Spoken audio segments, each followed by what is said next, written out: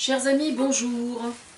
Ça fait un petit bout de temps, enfin quelques jours que j'ai fait une vidéo. Je m'aperçois que dans le cadrage, on voit pas, j'ai ma jolie broche, j'ai une superbe broche Benoît Hamon. Et je suis pas peu fière de moi. Voilà, c'est pas grave. Alors aujourd'hui j'ai évidemment beaucoup de choses à vous raconter parce que comme ça fait plusieurs jours que j'ai pas fait de vidéo, j'ai plein de choses à vous raconter. Pour commencer, je vais vous présenter quelqu'un. C'est une petite fleur qui s'appelle une prime vert.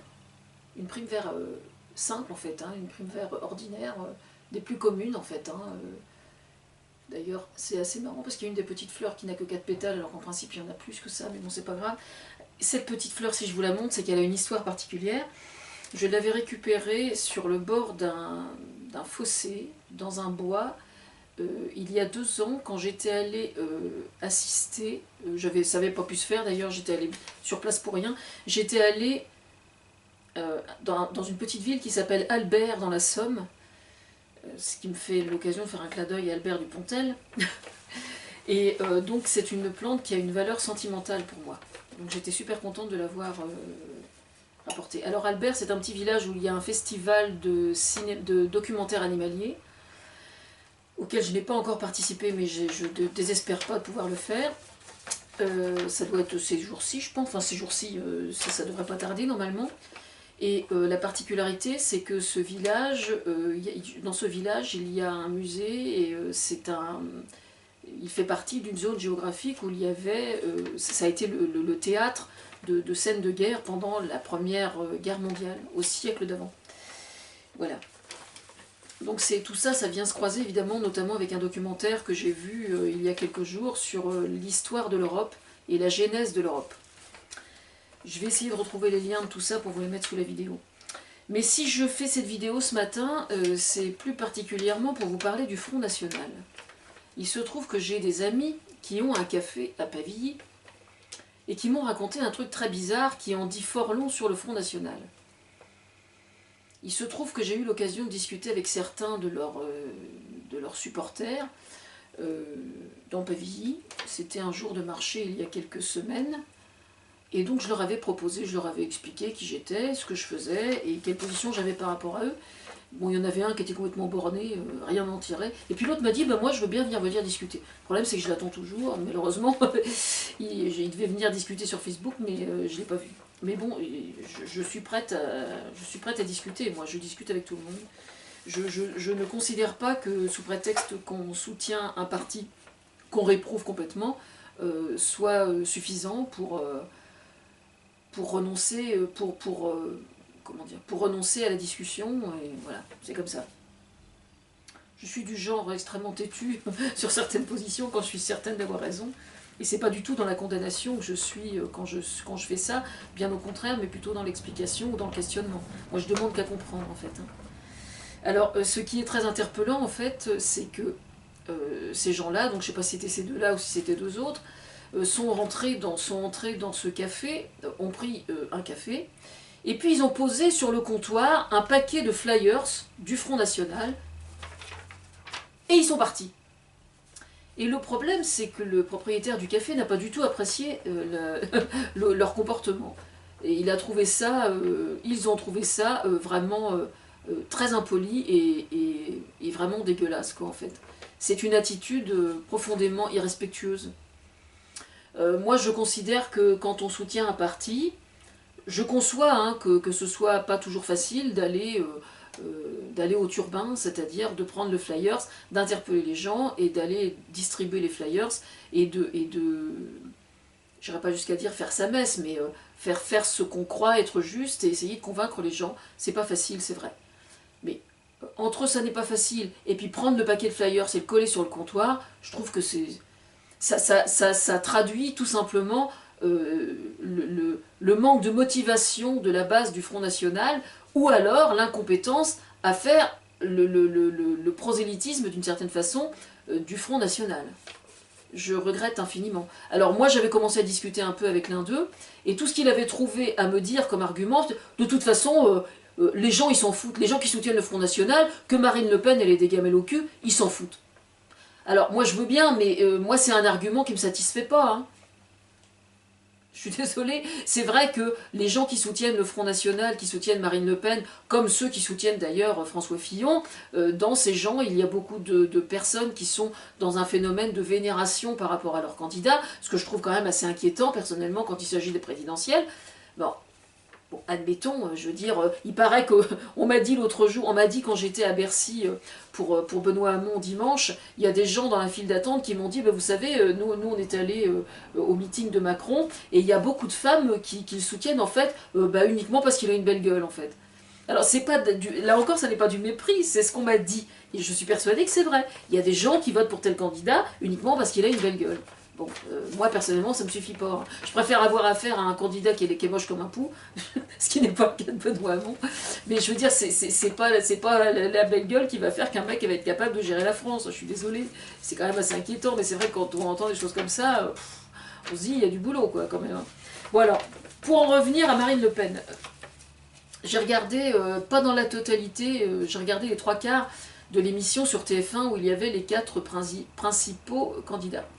Alors sur ce point, déjà, j'ai rédigé un article ce matin parce que j'ai posé le lien d'une émission qu'a fait Christiane Taubira sur France TV Info, une interview assez longue où elle pousse un bon coup de gueule.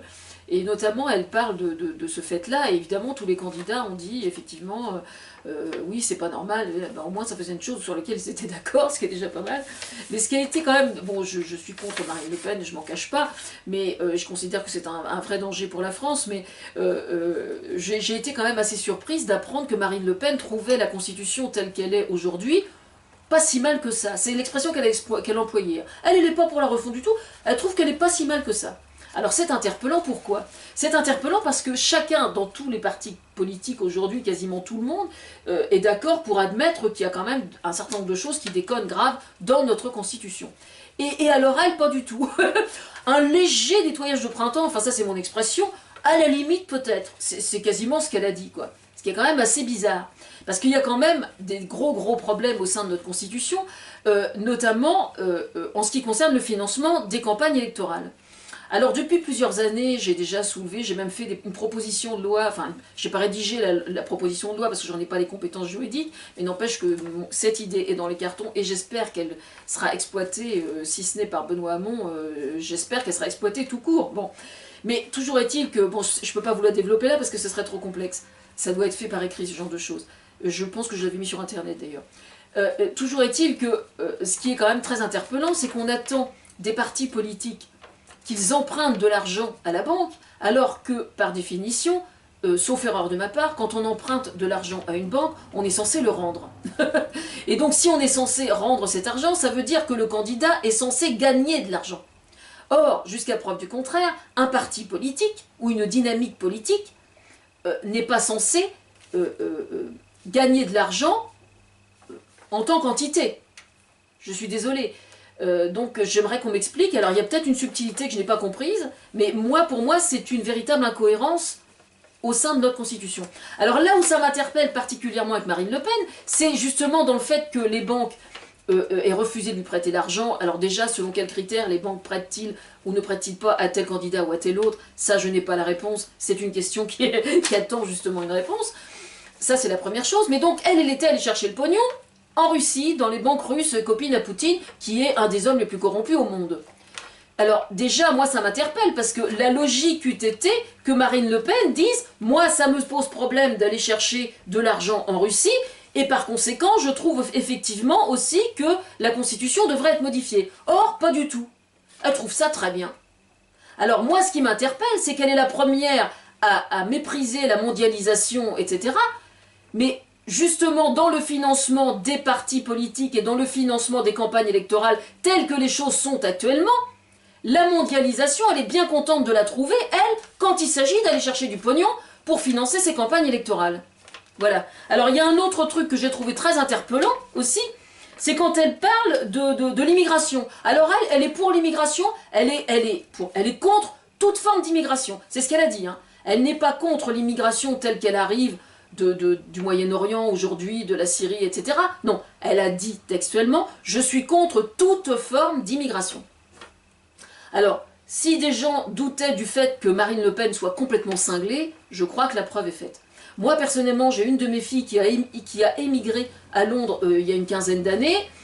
J'aimerais bien savoir en quoi, pourquoi et comment on lui interdirait d'immigrer. Bah oui, parce que l'immigration, c'est dans les deux sens. Hein. Je veux dire, quand on immigre, on rentre... Mais les Français, tous les Français qui partent dans d'autres pays d'Europe ou dans d'autres pays du monde pour exporter notre savoir-faire, pour exporter, pour créer leur entreprise, pour ouvrir des restaurants, pour ouvrir, mettre en avant notre gastronomie, par exemple, et ouvrir des boîtes, on en fait quoi de ces gens-là? C'est-à-dire que les Français qui partent de France sont-ils aussi répréhensibles en tant qu'immigrants dans d'autres pays que le sont les immigrants qui rentrent dans notre pays? Je veux dire, on ne peut pas prétendre être contre l'immigration dans son ensemble et ne pas observer le fait que des Français émigrent dans d'autres pays et pourquoi ils émigrent. Cette femme est complètement illogique, incohérente et surtout profondément toxique et dangereuse, quand même. Hein. Il faudrait arriver à écarquiller les yeux parce qu'elle tient des propos qui relèvent de la pathologie mentale, quand même. Hein. En fait, elle se comporte exactement comme si les autres pays n'existaient pas, quoi. Donc c'est quand même extrêmement grave. Parce que la balance extérieure, elle en prendra un sacré coup dans la gueule avec elle. Hein. Enfin, de toute façon, tous les experts le disent. Hein. Bon, il y a aussi un gros problème au niveau de l'ubérisation. Moi, je soutiens Benoît Hamon, hein, c'est pour ça que j'ai une jolie petite broche. Je soutiens Benoît Hamon. Et sauf erreur de ma part, je crois que c'est le seul à vraiment avoir pris conscience des répercussions que l'ubérisation va avoir sur toute l'économie et qu'en est tellement soucieux qu'il tient absolument à travailler beaucoup sur le sujet. Et je suis extrêmement inquiète de voir que ce soit quasiment le seul à avoir pris conscience de la gravité de ce problème. J'y ai pensé notamment parce que je viens de croiser un taxi et qu'ils sont justement concernés en tout premier chef. Il y a la restauration qui est concernée, il y a l'hébergement, il y a les hôtels, tout est lié en fait. Hein. Et enfin, je vais terminer... alors oui, il y a quand même un truc qu'il faut que je dise aussi au sujet de Macron. J'aimerais bien savoir ce qu'il a contre les gens qui héritent de leurs parents. Ça n'est pas parce que lui n'a pas hérité de ses parents qu'il faut criminaliser ou chercher à punir les gens qui héritent de leurs parents. Je veux dire, quand quelqu'un hérite de ses parents, bon c'est vrai que là pour le coup, moi qui me penche toujours sur les autres, pour une fois je parle pour ma paroisse, c'est le cas de le dire, puisque je suis concernée en premier chef, j'aimerais bien savoir en quoi le fait d'hériter de ses parents, à lui pose problème. Pour quelle raison chercher à taxer particulièrement les héritages? Je piche pas, quoi, je comprends pas. Parce que quand on hérite de ses parents, on n'hérite pas uniquement que de l'argent. Je veux dire, ce qu'on hérite de nos parents, c'est aussi quelque chose dont on hérite qui a valeur affective et culturelle surtout. Alors évidemment, je pense notamment au milieu agricole. Là, j'ai rédigé un article il y a quelques jours sur les néo-ruraux qui reviennent en France, dont les arrière-arrière-grands-parents étaient généralement paysans, qui sont partis en ville au moment de la révolution industrielle et qui, aujourd'hui, ont envie de revenir à la campagne pour avoir une qualité de vie supérieure et éventuellement vivre de la terre. Et je me dis que ces enfants-là, il y a de plus en plus d'enfants d'agriculteurs qui hésitent ou qui renoncent à prendre la suite de leurs parents. Ça n'est pas avec la loi Macron sur le sujet de la transmission du patrimoine que ça va s'arranger, hein, ça c'est clair. Alors j'aimerais bien qu'il m'explique, peut-être qu'il y a des nuances que j'ai pas compris, mais en attendant, moi je demande des explications à Macron. Voilà.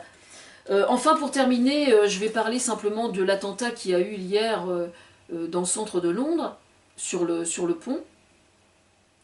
Et je me dis que les gens qui sont pro-Brexit sont des gens profondément irresponsables, parce que je reste absolument convaincue, moi, que tous les gens qui sont pour le Brexit, donc qui sont pour que leur pays, individuellement, tourne le dos à l'Europe dans la mesure du possible, je pense que ces gens-là représentent quelque chose de profondément toxique pour leur pays.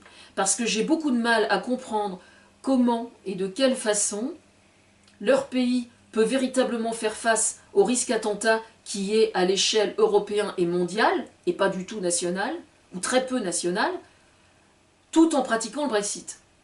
Ça, j'arrive pas à comprendre. Alors je sais bien, j'ai déjà dénoncé ça, ça fait plusieurs fois, et on m'a répondu quelques jours après que Theresa May avait fait le nécessaire pour qu'au sein du Royaume-Uni, il y ait effectivement toutes les précautions nécessaires de prise pour qu'il y ait une coopération qui persiste entre l'Europe, entre les différents pays d'Europe et le Royaume-Uni, j'entends bien, personnellement ça ne me suffit pas du tout, quoi.